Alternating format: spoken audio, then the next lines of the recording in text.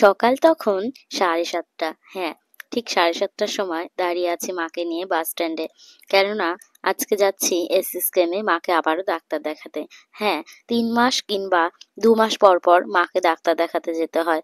আর এই এসএসকেএমেই কিন্তু মা সুস্থ হতে শুরু করেছে। কেননা মাকে বাতের ব্যথার জন্য অনেক অনেক জায়গায় ডাক্তার দেখানোর পরেও সারছিল না। তো দীর্ঘ অনেক বছর ৮-৯ বছর তো হয়েই গেল। হ্যাঁ, দেখতে দেখতে কলেজ লাইফ আমি তখন। তো আমাদের বাড়িতে তখন কি বলবো, দু বোনকে রান্না বান্না সেরে তারপর কলেজ করতে হতো, অনেক ঝামেলা।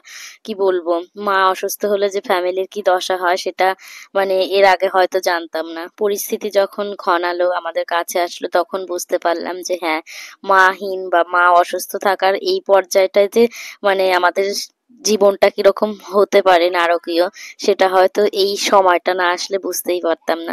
তারপরে বিভিন্ন জায়গায় যেয়ে যেখানে বলতো সেখানেই মাকে নিয়ে ডাক্তার দেখাতে ছুটতাম। কোথাও গিয়েও কোনো কিছু কাজ হচ্ছিল না। অবশেষে হ্যাঁ, এই পিজিতে রিমটোলজিতে মাকে ডাক্তার দেখাতে শুরু করলাম। আর এখান থেকে মা ভর্তিও ছিল 7 দিন। তারপর থেকে মা আস্তে আস্তে সুস্থ হতে শুরু করলেন। তো এই গেল আমাদের মাকে নিয়ে ডাক্তার দেখানোর গল্প। হ্যাঁ, আপনারা চাইলে আপনাদের কোনো নিকটবর্তী কাছের আত্মীয়, কেননা এখানে বিভিন্ন ধরনের ট্রিটমেন্ট কিন্তু হয়। আর এত সুন্দর, সত্যি কথা বলতে পিজি ট্রিটমেন্ট ব্যবস্থা আমাদের মানে ভীষণ ভীষণ ভালো লেগেছে। আমি সাজেস্ট করবো আপনাদের, যদি কেউ অসুস্থ থাকে, প্রিয়জন, আত্মীয় স্বজন, মা বাবা, সত্যি কথা এখানে আপনি নির্দ্বিধায় ডাক্তার দেখাতে পারেন। হ্যাঁ, অনেকটা লাইন পড়ে, কারণ এটা সরকারি হসপিটাল, ভীষণ লাইন পড়ে, কিন্তু ট্রিটমেন্ট ব্যবস্থা ভীষণই ভালো। আর এখানে যাওয়ার জন্য আমি যেহেতু বারাসাত থেকে গেছি, সাঁতরাগাছিগামী একটা বাস ধরেই যাই। ন্যাচারালি ভিআইপি বাসটা ধরলে অনেক কম টাইমে হয়ে যায়। সেদিন গেছিলাম, পাইনি মানে ভিআইপিটা খুব তাড়াতাড়ি চলে গেছিল। পরে নিউ টাউনগামী মানে নিউ টাউন হয়ে যেটা যায় সেই বাসটা যখন ধরি, এতটা লেন্দি ঘুরিয়ে ঘুরিয়ে নিয়েছে কি বলবো।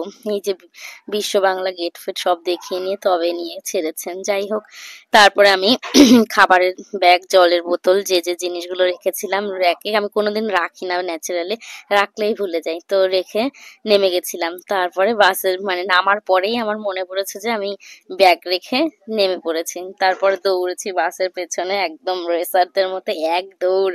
দৌড়ে গিয়ে পুরো ভিড়, কলকাতা সরণি, মানে কি বলবো, পিজিতে একদম নন্দনের পাশেই, জানেন এটা আপনারা সবাই হয়তো। তো এত ভিড়ে ভরা একটা জ্যাম রাস্তার মধ্যে দৌড়াচ্ছি আমি, সবাই দেখছে আমার দিকে, আমার কি তখন কারোর দিকে ভ্রুক্ষেপ করার টাইম ছিল না। দৌড়ে গিয়ে তারপরে বাসের কন্ডাক্টর মানে উনি বুঝতে পেরেছেন ব্যাগ রেখে গেছি, বললো কোন ব্যাগটা। তারপর উনি আমাকে ব্যাগটা নামিয়ে দিলেন, ব্যাগটা নিয়ে চলে আসলাম। আসার পরে ডাক্তার দেখালাম ন্যাচারালি, যেটা হয়। তো এই যে বিভৎস লাইন, এই লাইনটাকে অতিক্রান্ত করেই কিন্তু আমাকে যেতে হবে টিকিট জমা দিতে। তো প্রচুর বৃষ্টি হচ্ছিল সেদিন, খুবই বৃষ্টি ভেজা একটা দিন ছিল। ও মাকে একটা সেফ জোনে বসিয়ে রেখে আমি সব সময় টিকিটটা দেওয়ার চেষ্টা করি, যেন মাকে মানে এই এতটা ভিড়ের মধ্যে না আসতে হয়। তো দেখালাম।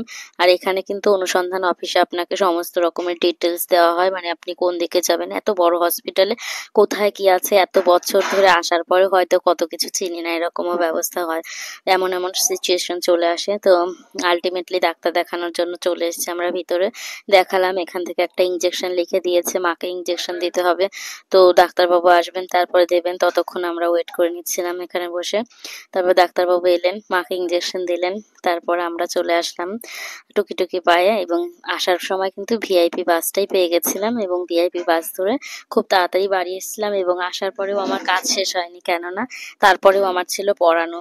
এই ঝড় বৃষ্টির মধ্যে আবার মানে কি বলবো, যখন গেছি পড়াতে ঠিক আছে, টায়ার্ড ছিলাম ভীষণ, তাও পড়িয়েছি। পড়িয়ে যখন ফিরবো, প্রচন্ড বৃষ্টি, বৃষ্টি ভেজা একটা মানে কি বলবো, পুরো ভিজিয়ে গেছিলাম বলতে গেলে। ছাতা ছিল হাতে, তাতেও কাজ হয়নি।